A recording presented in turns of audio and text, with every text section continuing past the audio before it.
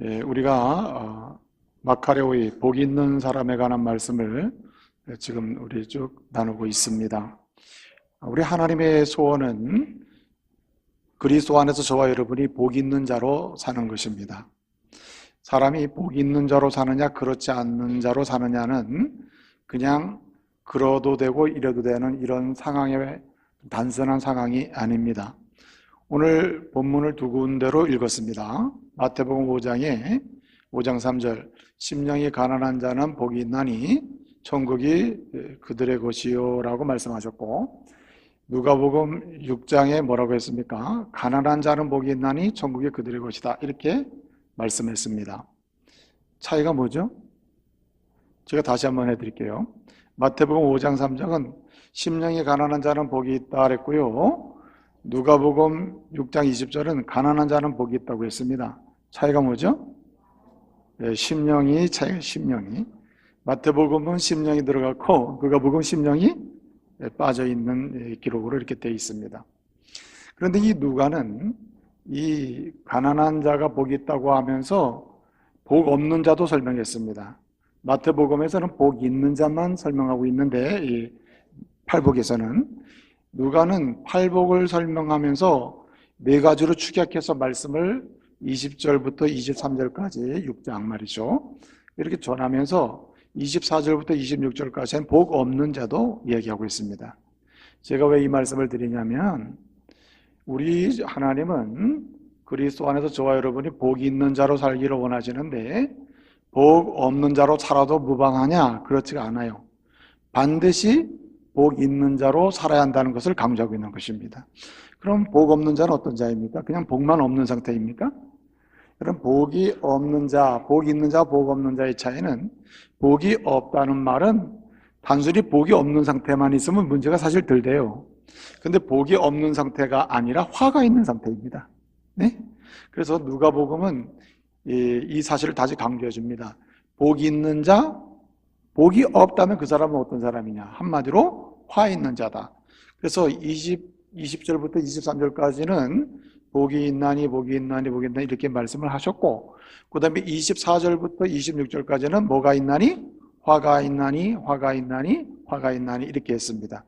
그래서 이 마카리오이라고 하는 것은 복이 있다, 이 복이 있는 사람을 가리킨다면은 화 있는 사람, 화가 있다, 화 있는, 이것을 헬라어로 뭐라 하냐면은 유에라고 그래요. 유에, 아래 위에 있잖아요. 한글로 이해라고 읽어요. 헬라어가 이해.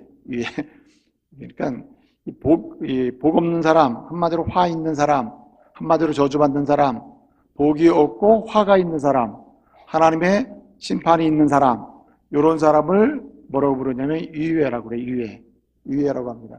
그러니까 이 누가는 이 마카리오의 복 있는 사람과 복 없는 사람, 화 있는 사람, 유에를 대비시켜서 설명함으로써 반드시 하나님의 사람은 그리스도 안에서 뭐 있는 사람?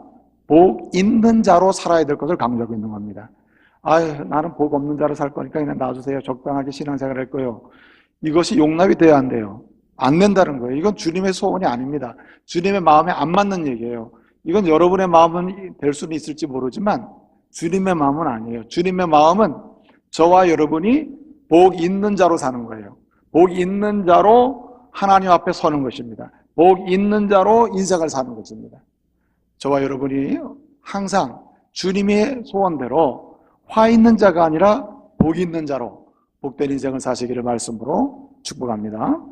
여러분, 복 있는 사람은 어떤 사람입니까? 오늘 마태복음 5장에서는 팔복을 말씀하고 있습니다. 팔복. 8가지 복을 설명하고 있어요. 8가지 쭉 설명하면서 이러한 사람이 복이 있다고 말씀합니다. 8가지 쭉 설명해요. 근데 여러분, 이 8가지는 독립적으로 복 있는 사람에 관한 중요한 메시지이기도 하지만 이 8가지 복 있는 사람은 이렇게 연결이 되어 있습니다. 한마디로 선후관계가 있다는 말이에요. 한마디로 이 10절에 나와 있는 의를 위하여 핍박을 받는 자가 복이 있다, 저가 천국을 소유할 것이다, 천국이 저들의 것이다 라고 하는 이러한 복이 있는 사람으로까지 나가기 위해서는 가장 기본적인 하늘의 복, 천국에 속한 사람들이 누려야 될 이런 복이 있는 사람이 돼야 한다는 말이에요. 그래야 그 다음 복으로 연결되는 더 고상하고 차원이 높고, 아니 더 구체적으로 책임 있는 하나님의 사람으로서 복을 누리며 살 수 있는 것입니다. 그래서 오늘 여기 첫 번째 복, 팔복의 첫 번째, 심령이 가난한 자는 복이 있나니, 심령이 가난한 사람이 복이 있다고 하는 이 심령이 가난한 사람 되는 것은 하나님께서 천국에 속한 사람들이 누려야 될 모든 복의 출발점에 속하는 것입니다. 그래서 천국 시민이 되고 천국 시민으로서 하나님이 주시는 은혜와 복을 누리기 위해서는 그 근본적인 출발이 어디에 있냐면 심령이 가난해야 한다는 것입니다. 심령이 가난해지면 애통할 줄 알게 되고, 애통할 줄 알게 되면 온유함이 생겨요. 온유함이 생기면은 의에 줄이고 목마를 줄 알아요. 의를 추구할 줄 알게 돼요. 그러는 가운데 다른 사람을 긍휼히 여길 줄도 알고, 마음의 청결함도 생겨서 정직하게 모든 일을 추진하게 됩니다. 동시에 모든 분쟁이 있고 싸움이 있는 곳에 더 싸움이 나게 만드는 사람이 아니라 화해시키고 서로 하나 되게 하는, 화평케 하는 인물이 되기도 해요. 그리고 심지어는 옳은 일을 위하여, 의를 위하여, 하나님 나라를 위하여, 그리스도의 영광을 위하여, 주님의 이름을 위하여, 때로는 스스로 십자가를 지고 핍박도 받아요. 내가 고생하겠다, 내가 짐을 지겠다, 내가 그 일을 감당하겠다, 이렇게 나갈 수도 있다 이 말이죠. 이것조차도 아주 놀라운 복이라는 거예요. 근데 이러한 복이 출발이 어디서 시작되느냐? 심령이 가난할 때 이 일이 시작된다는 말입니다. 그래서 예수를 구주로 믿고 구원받아서 생겨나는 가장 근본적인 변화가 있다면 심령이 가난해지는 것입니다. 예수 믿고 가장 근본적으로 아무도 모르지만 나만 아는 비밀이 있다. 변화의 비밀이 있는데 그것이 뭐냐면 내 속이 변하는 거예요. 내 속이. 내 심령이 변하고 내 영혼이 변하고 내 마음이 변해요. 아무도 몰라요. 그러나 예수를 구주로 믿고 정말 천국 백성이 되고 천국 시민이 되었다. 하나님 나라의 사람이 되었다. 그러면 그 사람은 틀림없이 일어난 사건이 뭐냐면 이 마음이 변하는 거예요. 마음이 어느 쪽으로 변하냐면 심령이 가난한 쪽으로 변한다. 가난한 쪽으로. 네? 사랑하는 믿음의 가족 여러분, 오늘 심령이 가난한 자가 되므로 하나님의 백성으로서 하나님의 나라에 속한 사람으로서 하나님이 약속하시고 복이 있는 사람이 되기를 소원하시는 그대로 복이 있는 사람이요 복을 누리는 하나님의 사람 되시기를 말씀으로 축복합니다. 심령이 가난한 사람이 돼야 합니다. 심령이 가난한 사람만 주님의 복을 누릴 수 있으며 주님의 복을 경험할 수 있으며 복이 있는 자로서 축복의 통로가 될 수 있다는 말입니다. 여러분, 심령이 가난한 사람, 그리고 누가가 말한 대로 가난한 사람, 질문할게요. 누가는 누가복음에서 심령이 가난한 사람이라고 하지 않고 가난한 사람이 복이 있습니다. 그러므로 여러분 가난하십시오. 이렇게 주의 말씀을 정언합니다. 마태는 심령이 가난한 사람이 복이 있습니다. 그러므로 주님의 소원대로 복이 있는 사람이 되기 위해서 여러분 심령이 가난하십시오. 이 두 가지의 복음의 말씀을 문자 그대로 이 말씀을 들을 때 여러분이 어느 쪽이 좀 편안하게 들립니까? 네? 여러분 가난하십시오. 그러면 복이 있는 사람입니다. 이거 하늘의 복을 받습니다. 누립니다. 이렇게 말씀하는 거하고 여러분 심령이 가난해야 합니다. 그러면 복을 받아서 심령이 가난한 사람 되십시오. 어느 쪽이 할렐루야예요? 그러면 안 되지. 자, 그런데 일단 느끼는 게 그렇게 느끼잖아요. 예? 가난한 사람이 복이 있습니다. 가난하십시오. 심령이 가난한 사람 복이 있으면 심령이 가난하십시오. 이렇게 말씀을 받아보면 가난하다는 말이 부담이 좀 된단 말이에요. 왜냐하면 다 부자니까. 예? 여러분들은 목사님 그런 말씀 마세요. 나는 월세로 삽니다. 나는 뭐 전세로 삽니다. 난 아주 심각한 가난 속에 있습니다. 이렇게 여러분은 생각할지 모르지만 한국에 있는 사람 치고 여러분 아프리카 뭐 케냐나 뭐 탄자니아 어디 가잖아요. 우리 지금 여기 들어와 있는 사람 치고 정말 거기 가면 그냥 좋은 집을 사고요. 아주 편안하게 살 사람들이 다. 못 믿겠으면 한번 가보세요. 그만큼 여러분들은 부유한 사람이요. 그러니까 어떻든 간에 여러분들이 가난해지십시오. 가난한 자가 복이 있습니다. 이렇게 말하면 여러분 마음이 부담이 좀 되죠. 근데 마태처럼 심령이 가난해야 복이 있습니다. 여러분 조금 그래도 괜찮다 이렇게 마음이 들죠. 근데 여러분 이건 거꾸로 해요. 그렇게 부담을 그렇게 가질 수 있는 말씀이 아닙니다.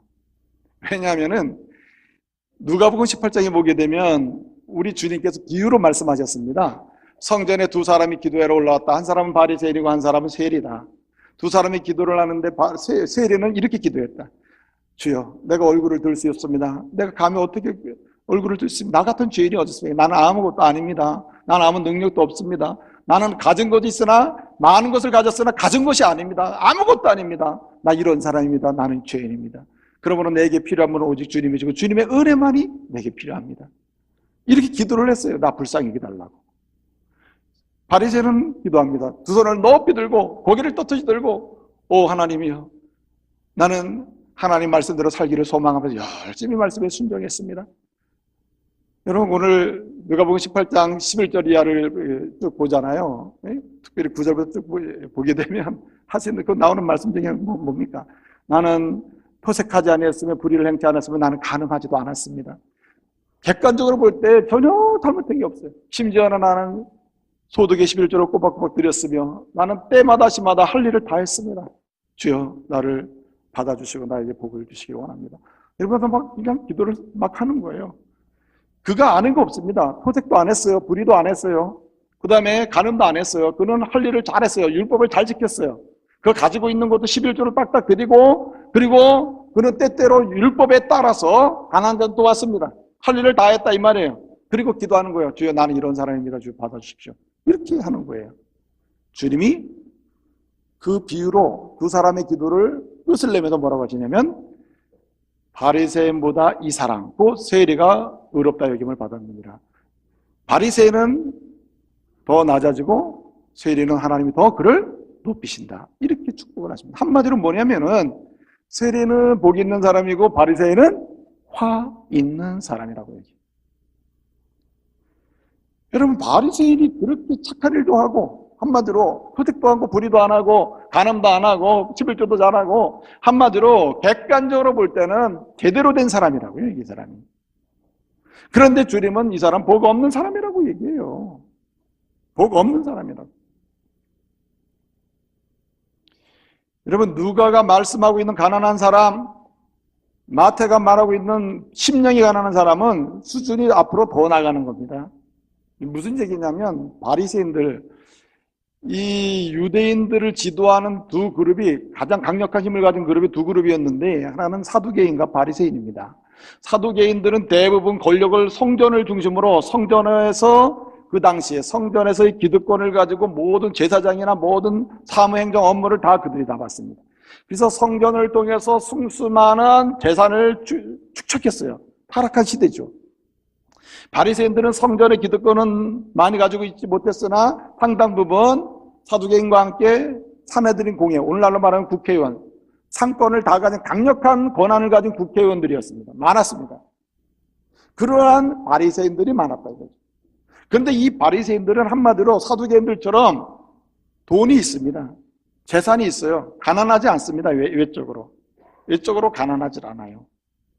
그런데 이런 사람들에게 가난의 복을 받습니다. 복이 있는 사람입니다. 이렇게 말씀하셨을 뿐만 아니라 심령이 가난의 복이 있다고 그랬어요. 이 심령이 가난하다는 말의 핵심 중에 하나는 뭐냐면 바리새인들은요, 앞서 말씀드린 대로 부자이긴 하나 사두개인과 비교해 봤을 때 상대적으로 뭘 잘했냐면 율법을 잘 지켰습니다.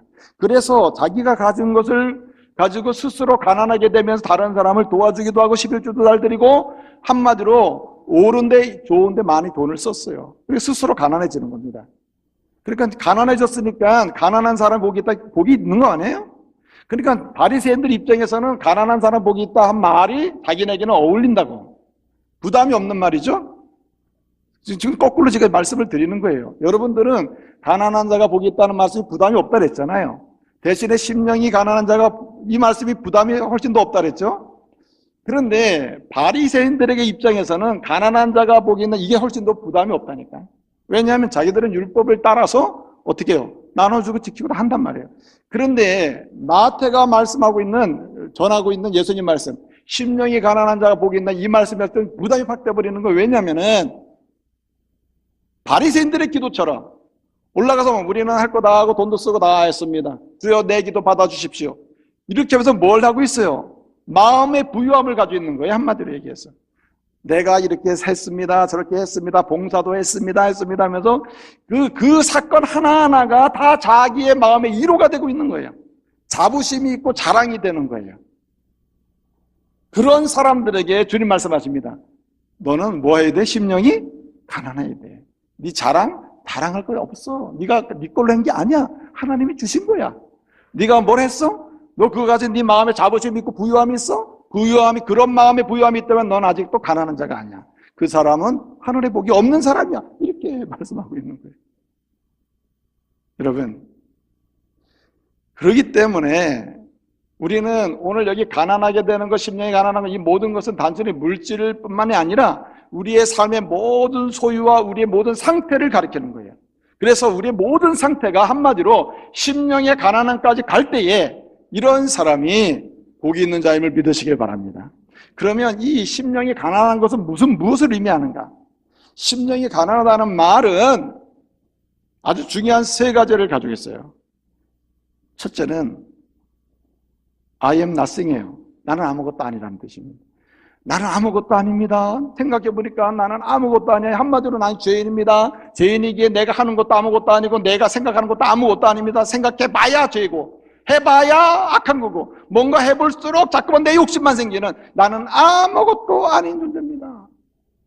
그러면서 내가 아무것도 아닌 존재에서 의미 있는 존재로, 생명 없는 존재에서 생명 있는 존재로 나가려면 나는 내 힘으로는 안 됩니다. 나는 아무것도 아닙니다. 이렇게 고백하고 있는 상태가 심령이 가난한 상태.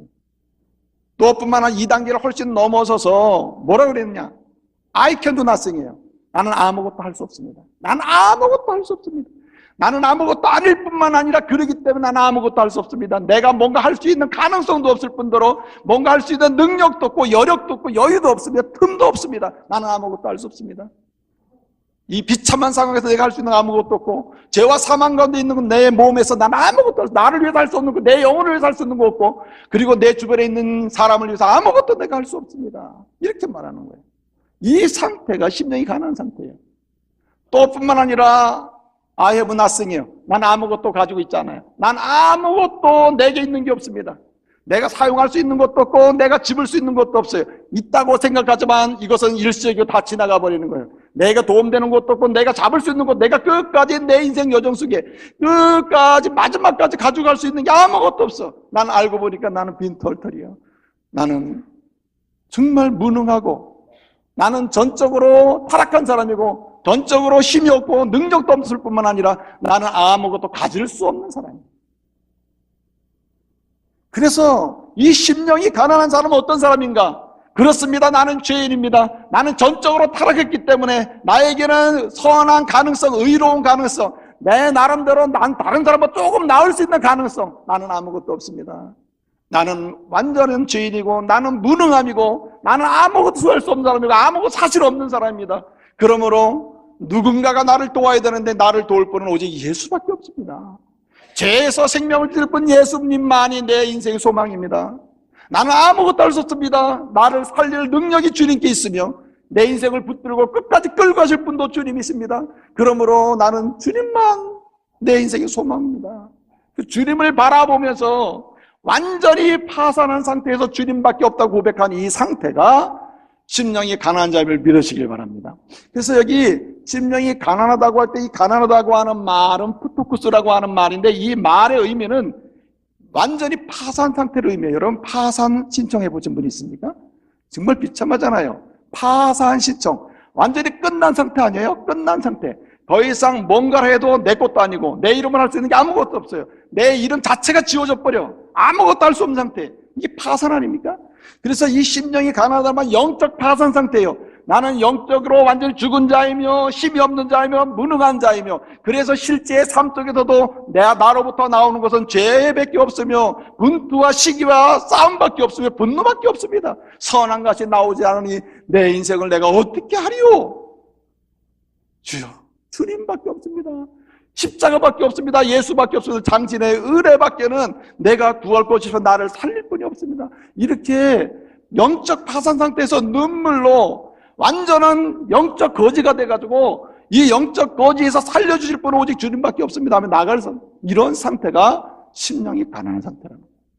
사랑하는 믿음의 가족 여러분, 예수를 믿잖아요. 예수를 믿으면 제일 먼저 일어나는 현상이 울음이요, 울음. 그렇군요, 내가 죄인이군요. 그렇군요, 나는 내 아내보다 조금 난 줄 알았더니, 내 남편보다는 내가 그래도 도덕적으로 선한 줄 알았더니, 내 자녀보다는 내가 조금 더 깨끗한 줄 알았더니, 내가 누구보다는 조금 난 줄 알았더니, 누구보다가 아니라 내 자신이 파선이군요. 내 연약한 상황과 내 극심한 절망과 희망 없는 상황에 유일한 생명 되시는 주님이 나와 함께 해주십시오. 주님께 내 인생을 맡깁니다. 주님께 나갑니다. 주님이 아니면 주님이 날 버리시면 난 소망이 없습니다. 그럴 때 우리 주님이 심령이 가난한 그에게 복을 주실 줄로 믿습니다. 여러분, 어떤 복을 주십니까? 눈물로 나 이제 살 길이 없어 주님께 옵니다. 나 이제 희망이 없는 가운데 주님께로 옵니다. 나 이제 아무것도 할 수 없는 상태 주님께로 옵니다.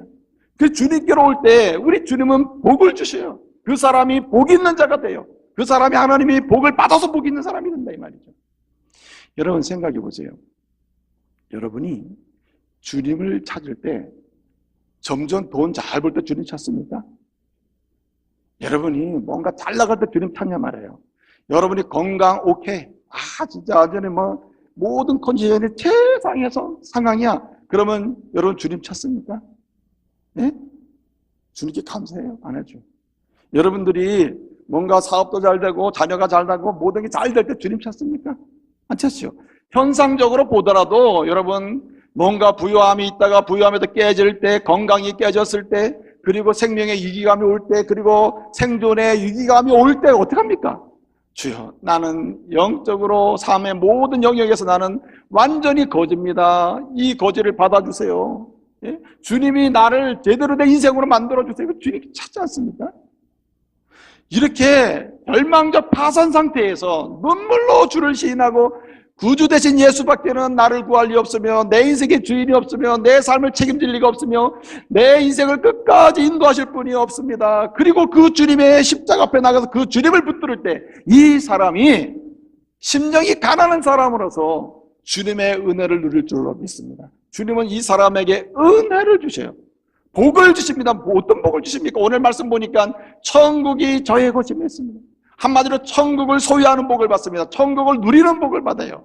여기 천국이 저희 것이며 한다는 말은 우리가 미래의 하나님 나라에 들어가게 될 겁니다. 근데 그 미래에 들어갈 하나님 나라를 오늘 이 시점에도 누리게 된다는 말씀이에요. 심령이 가난한 자가 당차 들어갈 하나님 나라의 영광과 기쁨과 평강과 희락을 오늘 이 시대의 삶 속에서도 누리게 되는 줄로 믿으시길 바랍니다.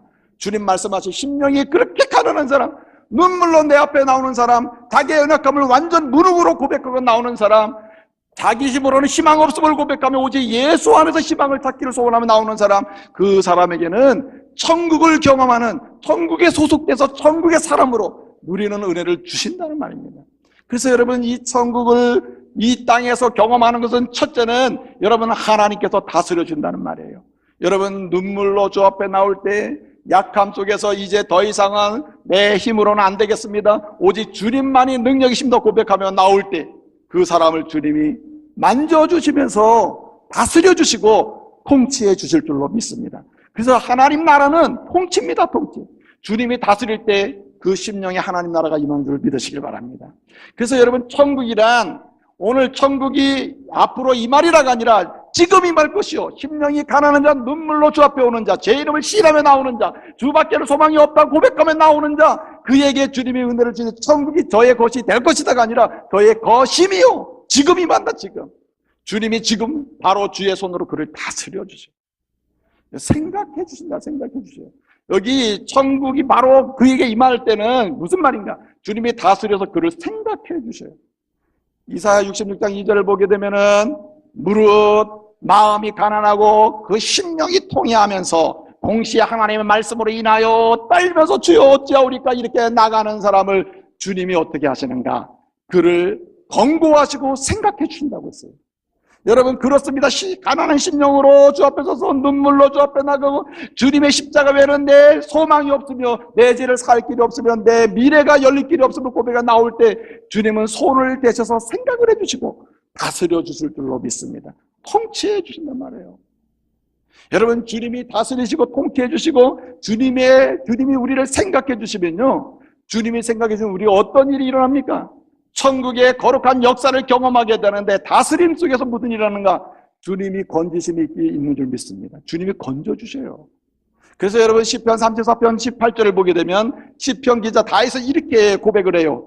마음이 가난하고 마음이 정말 주님 앞에서 그냥 궁핍함으로 주 앞에 서는 그 사람을 주님이 가까이 해주시고 중심에 통해하면서 주님밖에 없습니다 하는 그 사람을 구원하리로라고 했어요. 구원해 주십니다. 이게 무슨 말입니까? 가까이 해주고 구원해 준다는 말은 항상 임재하시면서 건져주시는 게 천국이 그에게 임한 것임을 믿으시기 바랍니다. 주님이 다스리면서 그를 생각해 주시는데 어떻게 하시느냐? 함께 하시면서 그를 건져주셔요. 가까이 하시는 게 뭡니까? 임재죠. 임재하면서 건져주십니다. 뿐만 아니라 여러분, 시편 55편 17절을 보게 되면 17절 18절 이렇게 말씀하고 있습니다. 마음이 가난하고 그리고 통해하면서 그리고 주 앞에 나오는 자는 곧 주께서 원하시는 제사를 드리는 사람, 주님이 구하시는 제사는 상한 심령이라 그 상한 심령을 가지고 주 앞에 통해하고 상한 심령으로 주 앞에 서는 사람 주님의 멸시치 않는다 그랬어요. 무슨 말입니까? 끝까지 책임지신다. 끝까지. 그래서 여러분, 심령이 가난한 사람은 눈물로 주 앞에 서는 사람, 십자가를 붙드는 사람, 예수밖에는 없다고 고백하는 사람, 그리고 그분을 따라가는 사람은 주님이 그 심령을 다스리시고 만져주실 뿐만 아니라 건져주시고 그리고 끝까지 책임져주심을 믿으시기 바랍니다. 끝까지 책임져 주시는 거예요. 근데 여러분, 이 심령이 가난한 자에게 주시는 천국이 저희 것이며 라고 하는 이 위대한 하나님의 복의 하이라이트는 뭐냐면 그를 천국의 일꾼으로 사용해 주십니다. 여러분, 우리는 내가 무슨 일을 하고 싶다, 무슨 봉사를 하고 싶다 그러는데 그거는 사람으로서 임명해서 살 수는 있습니다. 그러나 주님이 정말 인정하는 일꾼이 따로 있어요. 어떤 사람인가? 심령이 가난한 상태에서 주께 쓰임받는 사람이 진정한 일꾼이래요. 예수밖에는 소망할 게 예수밖에는 길이 없으며 예수밖에는 내 인생을 걸만한 의탁할 분이 없음을 고백하면서 오직 예수께 소망을 두고 심령이 가난함과 자기의 무능함을 고백하면서 나는 할 수 없음을 고백해 주님이 하셔야 일이 된다는 걸 고백하면서 나가는 그 사람을 주님은 임재하셔서 통치하시고 건져주시면서 함께 하시고 그리고 끝까지 책임져 주실 뿐만 아니라 그를 세워서 역사 속에서 때는 가정에서 때로는 교회에서 때로는 일터에서 천국의 일꾼으로 사용하실 줄로 믿습니다. 여러분, 창세기 32장에 보게 되면 야곱의 이야기가 나와요. 야곱은요, 형 에서를 속여가지고 장자권을 빼앗고 도망갔다가 이제 큰 부자가 돼서 다시 고향으로 돌아옵니다. 돌아오는 가운데 에서를 만나게 됐습니다. 죽을 지경이죠. 내일이면 에서를 만나게 되는데 이제 죽겠다 이 말이 큰일 났어요. 밤새도록 기도하게 됐습니다. 밤새도록 우리 하나님과 씨름을 하게 됐어요. 그리고 우리 하나님이 그의 한도뼈를 쳤어요. 그리고 그에게 복을 주었다 그랬어요. 여러분 보세요. 야곱이 밤새도록 우리 하나님의 사자와 씨름하고 한도뼈가 치는 그러한 연약해지기까지 그가 한 일은 무엇입니까? 그가 하나님께 보인 게 뭡니까? 한마디로 심령의 가난함이에요. 주여, 내가 돈 벌면 뭐합니까? 거부가 되면 뭐합니까? 목축을 가지고 고향으로 돌아오면 뭐합니까? 이제는 내가 죽게 되었사오니 나는 아무것도 아닙니다. 나는 죄인입니다. 나는 아무것도 할 수 있는 능력이 없습니다. 아무것도 가지고 있으나 가진 게 아닙니다. 오직 주님만이 내게 있어야 되고 주님만이 내 소망이 오니 주님이 날 살려주십시오. 주님 어떻게 합니까?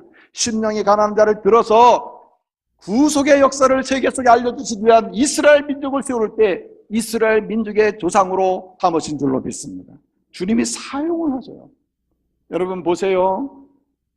사사기 6장을 보게 되면 기드온이라고 하는 사사가 나와요. 이 기드온이라는 사사가요, 이 사람이 우리 하나님이 그를 불러요. 내가 너를 사사로 세우겠다.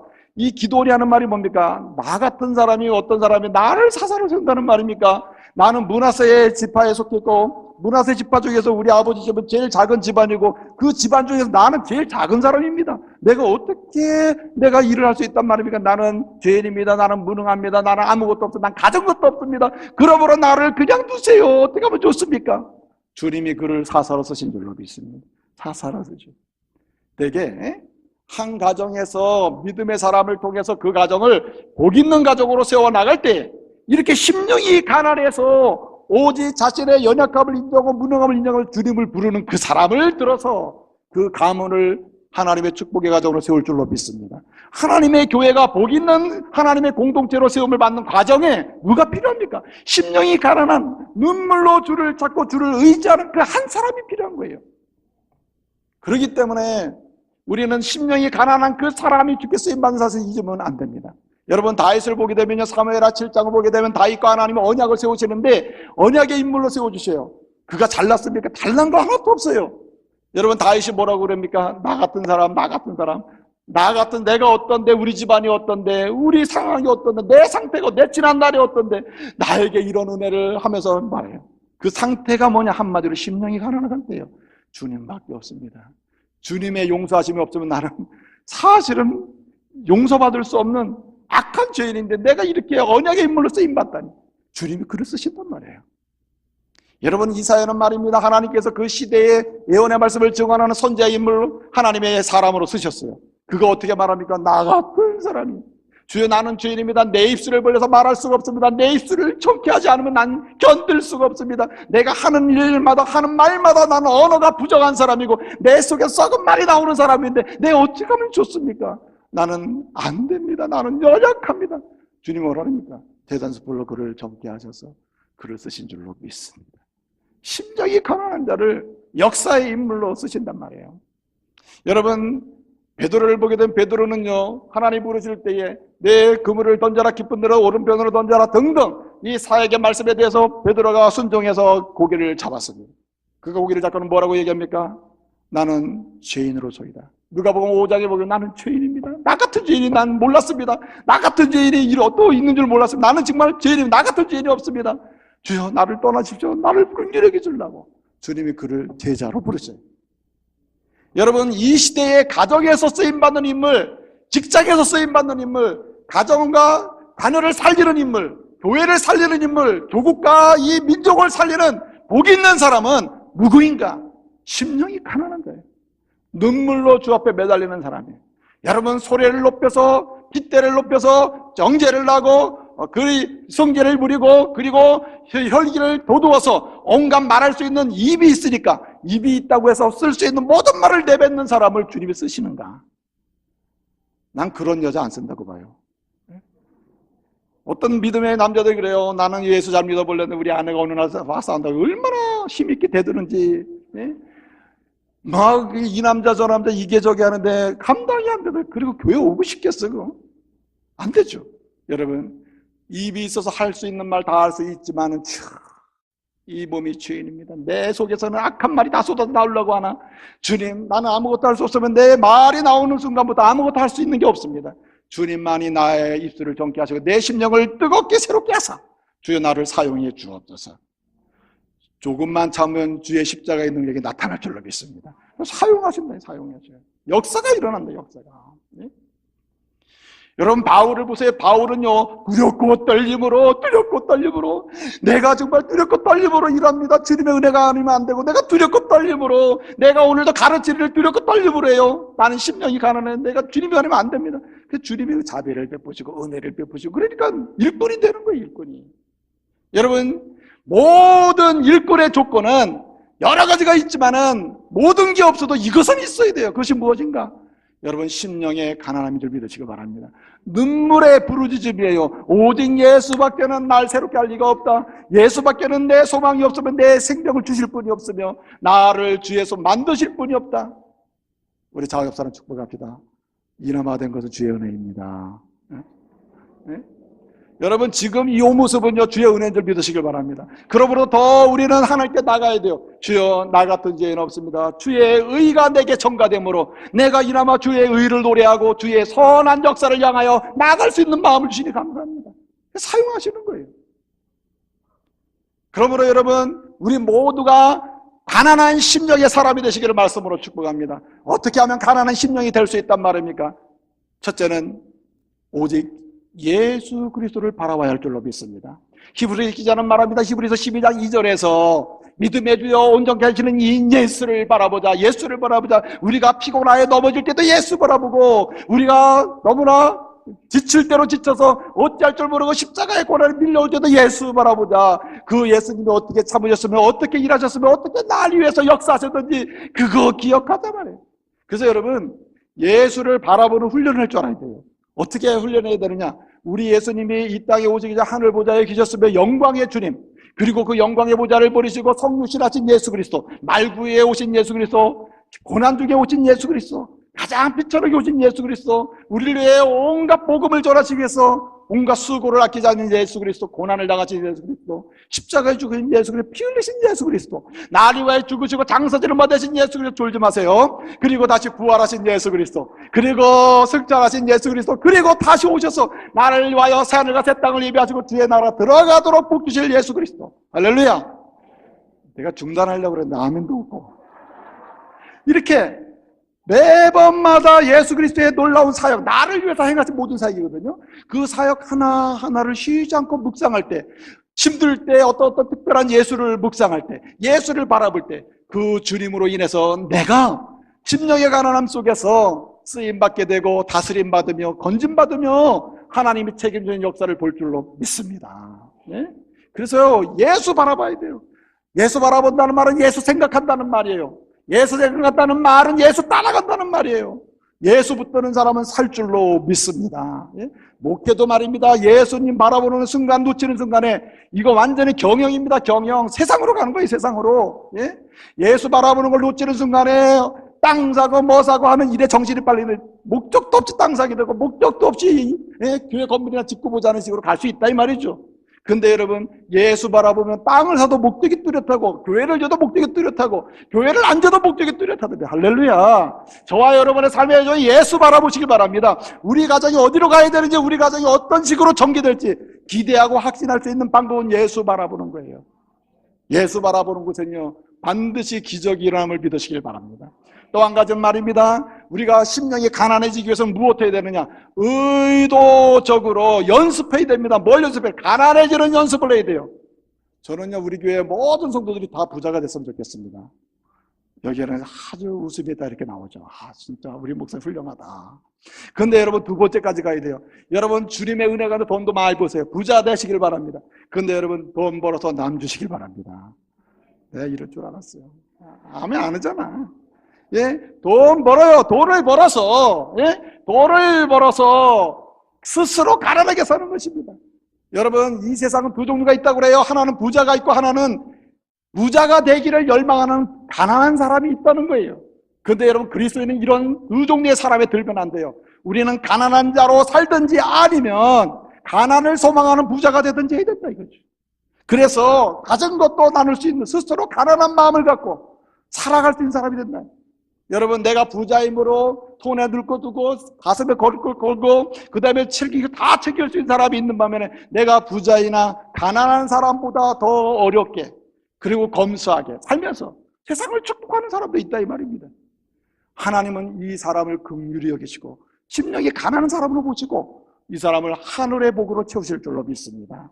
그래서 만약에 말이죠 이렇게 연습을 하지 않고 주님을 바라보고 주님 따라가지 아니하고 주님이 원하시는 대로 가난하게 심령이 가난하게 살지 않을 땐 때때로 주님이 강제로 가난하게 만들 때도 있습니다. 강제로. 예? 강제로. 그 강제로 만들면 아주 여러분 힘들어. 예? 그래서 제가 아는 어떤 분은요 예? 아주 어떤 목사님 말이죠 맨날 땅 보러 다니는 땅 보러. 예, 주일만 지나면 월요일부터 금요일까지 좋은 땅 없나? 그 좋은 땅을 교회 지으려고 그러시는 거 했더니 교회 지으려는 게 아니라 노후에 어디 좀 좋은 땅 해서 집 짓고 살아야지. 그 좋은 땅. 이게 노후에 교회에서 책임져 줄 거 아닐 것 같으니까는 땅 사놨다가 10년 뒤에 팔아가지고 그걸로 노후해야지. 그러니 목회가 됩니까 이게? 예? 그렇잖아요. 예? 그럴 때 우리 그 목사님 어떻게 됐습니까? 난 진짜 너무 안 됐어요. 뭐 주립이 아주 그냥 중풍을 치셔가지고. 잘 걷지도 못하시고 땅 보러는 못 다니죠 이제는. 그게 얼마나 안타깝습니까? 그래서 뭐라고 하냐면 주여 내가 진작 이랬어야 되는데 주여 오직 주님밖에 없습니다. 주님만이 내 소망입니다. 이제는 오직 주만이 왜 살겠습니다. 오직 강단에서 기도하고 말씀 전하고 침방하고 이러고 사신다는 거예요. 제가 드리려고 하는 건 강제로 할 때 강제로 가난하게 만드는 훈련을 시킬 때도 있다. 그러니까 여러분이 물질을 주실 때 주여 이 물질 주시니까 오늘은 캐나다, 오늘은 미국, 오늘은 유럽, 오늘은 모든 태국, 필리핀 막 돌아다니면서 자기를 위해 살지 마시고 여러분 주님이 기뻐하시는 일을 위하여 사시기를 바랍니다. 돈 벌게 하시면 돈을 벌어서 하나님이 기뻐하시는 남을 위해 쓸 줄도 알아야 되고 하나님의 교회와 은혜 복음을 위해서 쓸 줄도 알아야 될 줄로 믿습니다. 강제로 하는 결정 스스로 연습하는 게 좋죠. 그렇죠? 마음을 넓게 가져야 됩니다. 주여 내 마음을 가난하게 하셔서 오직 주님의 마음만 채워지게 하옵소서. 내가 원하는 마음이 아니라 주님이 원하시는 마음. 그럼 넓어지잖아요. 이해가 되잖아요. 용납이 되잖아요. 여러분 중직자가 돼가지고 또는 무슨 신실한 믿음의 리더가 돼가지고 마음이 넓지 못해서 하나하나 믿음의 사람들을 정죄하기 시작하면요 이 사람 주님이 한 번 손봐신다. 손봐가지고 용납하게 만들어버려요. 여러분 이런 사람 되지 마세요. 스스로 가난을 연습하시고 심령의 가난을 연습해서 하나님의 복을 받으시길 바랍니다. 마지막 한 가지 말씀드려요. 기도해야 합니다. 부르짖어야 돼요. 여러분 세리가 눈물로 기도하는 가운데 오늘 표상이 되어 있어요. 복 있는 자의 표상 누굽니까? 세리 아닙니까? 바리새인이 우리의 표상입니까? 아니죠. 세리는 복 있는 자의 표상이 됐어요. 왜 그렇습니까? 그는 부르짖는 자이기 때문이다. 늘 하나님 앞에 진실로 기도하고 진실로 십자가 앞에 나가고 진실로 주님 앞에 나가서 나 같은 죄인이 어디 있습니까? 주님의 용서하심 없어 나는 견딜 수 없으며 주의 피 흘리심이 아니었으면 나는 죽었으며 나는 살 수 없었을 겁니다. 이제 주의 은혜입니다. 그러므로 주님이 원하시는 대로 심령이 가나요? 애타게 교회를 위하여 가정을 위하여 아직도 구원받지 못한 내 남편과 아내를 위하여 눈물로 기도하고 웬만한 건 다 용납하고 주여 가게 해주옵소서. 심령이 가난하게 될 줄로 믿습니다. 이제 말씀을 마치겠습니다. 보세요. 여러분은 정말 지금 상태가 심령이 가난한 상태입니까? 아니면은 심령이 아직도 나름의 부유함이 있어서 자랑할 것도 있고 내놓을 것도 있으며 말할 것이 많습니까? 여러분 내놓을 것이 없고 말할 것이 없고 자랑할 것이 없을 수준으로 여러분 심령이 가난한 성도 되시기를 바랍니다. 나는 심령이 가난한가? 몇 가지 체크해보면 금방 알 수 있어요. 첫째로 여러분 나는 정말 예수 중심인가? 뭘 하도 나를 위해서 하나 아니면 예수를 위해서 하나 따져보면 금방 알 수 있어요. 내가 하는 일마다 하루의 모든 일들이 예수 그리스도의 영광을 위하여 주님의 뜻을 위하여 가고자 하는 열망으로 지금 나가고 있다면 이 사람은 심령이 가난한 사람이에요. 또 한 가지가 있습니다. 감사입니다. 지금까지 베푸신 모든 것이 다 하나님의 은혜다. 고통도 은혜요, 질병도 은혜요, 모든 게 은혜다. 그러므로 지금부터 그 은혜 가운데 하나님이 원하시는 대로 내가 나가리라. 이렇게 나가는 그 사람, 이 사람은요 심령이 가난한 사람이에요. 고린도서 15장 10절에 보니까 바울이 뭐라 그래요? 나의 낮은 것은 다 주님의 은혜. 내가 다른 사람보다 열심히 일하고 다 칭찬받을 만하게 일했지만 사실 내가 한 것이 아닙니다. 다 주님의 은혜입니다. 감사하다 이 말. 감사하니까 그가 심령의 가난함에 충만함이 있음을 증거하는 것이죠. 무엇보다 마지막 한 가지 더 드리는 팁이 있습니다. 여러분 나는 정말 심령이 가난한 자입니다. 아니 알 수 있는 방법이 있다면 섬깁니다.